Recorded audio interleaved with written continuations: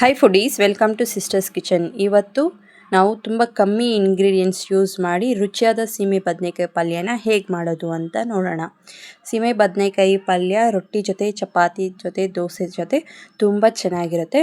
ಹಾಗಾದರೆ ತಡ ಮಾಡದೆ ಇದನ್ನು ಹೇಗೆ ಮಾಡೋದು ಅಂತ ನೋಡೋಣ. ಪಲ್ಯ ಮಾಡೋದಕ್ಕೆ ಒಂದು ಸೀಮೆ ಬದನೆಕಾಯಿ ತಗೊಂಡು ಅದರ ಸಿಪ್ಪೆ ತೆಗೆದು ಸಣ್ಣ ಸಣ್ಣದಾಗಿ ಕಟ್ ಮಾಡಿ ಸೀಮೆ ಬದನೆಕಾಯಿಯನ್ನು ತೊಳೆದುಕೊಳ್ಳೋಣ.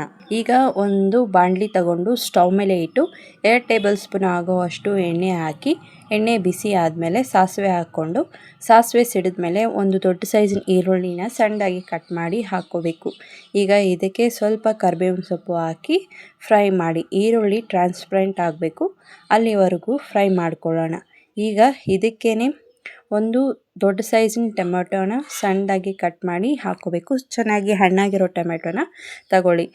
ಟೊಮೆಟೊ ಮೆತ್ತಕ್ಕಾದ್ಮೇಲೆ ಕಟ್ ಮಾಡಿ ಇಟ್ಕೊಂಡಿರೋ ಸೀಮೆ ಬದನೆಕಾಯಿನ ಹಾಕ್ಕೊಂಡು ಫ್ರೈ ಮಾಡ್ಕೊಳ್ಳೋಣ. ಇದನ್ನು ಎಣ್ಣೆನಲ್ಲಿನೇ 2 ರಿಂದ 3 ನಿಮಿಷ ಚೆನ್ನಾಗಿ ಫ್ರೈ ಮಾಡ್ಕೊಳ್ಳೋಣ.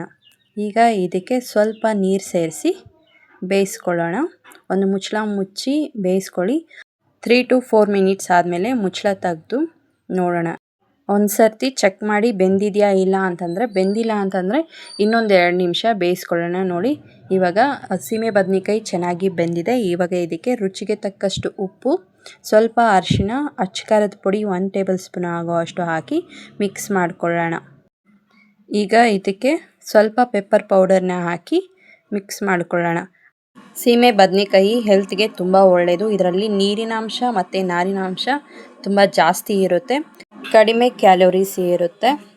ಜೀರ್ಣಕ್ರಿಯೆಗೆ ಮತ್ತು ಬ್ಯಾಲೆನ್ಸ್ಡ್ ಡಯಟ್ ಮಾಡೋರಿಗೆ ಈ ತರಕಾರಿ ಬೆಸ್ಟ್ ಆಪ್ಷನ್ ಆಗಿರುತ್ತೆ. ಇವಾಗ ಇದನ್ನು ಇನ್ನೊಂದು 2 ನಿಮಿಷ ಬೇಯಿಸ್ಕೊಂಡು, ಆಲ್ಮೋಸ್ಟ್ ನಾವು ಹಾಕಿರೋ ನೀರೆಲ್ಲ ಚೆನ್ನಾಗಿ ಹಿಂಗೋಗಿರುತ್ತೆ.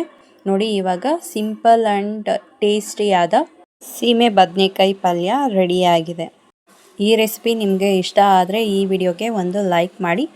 ಈ ಥರ ಸಿಂಪಲ್ ಆ್ಯಂಡ್ ಟೇಸ್ಟಿಯಾದ ರೆಸಿಪೀಸ್ಗಾಗಿ ಸಿಸ್ಟರ್ಸ್ ಕಿಚನ್ನ ಸಬ್ಸ್ಕ್ರೈಬ್ ಮಾಡಿ. ನಾನು ಇಲ್ಲಿ ದೋಸೆ ಜೊತೆಗೆ ಪಲ್ಯ ಮತ್ತು ಚಟ್ನಿನ ಸರ್ವ್ ಮಾಡ್ಕೊಳ್ತಾ ಇದ್ದೀನಿ. ನೀವು ಈ ರೆಸಿಪಿನ ಟ್ರೈ ಮಾಡಿ ಹೇಗಿತ್ತು ಅಂತ ಕಮೆಂಟ್ ಮಾಡಿ. ಮತ್ತೊಂದು ರುಚಿಯಾದ ರೆಸಿಪಿಯೊಂದಿಗೆ ಮತ್ತೆ ಸಿಗೋಣ.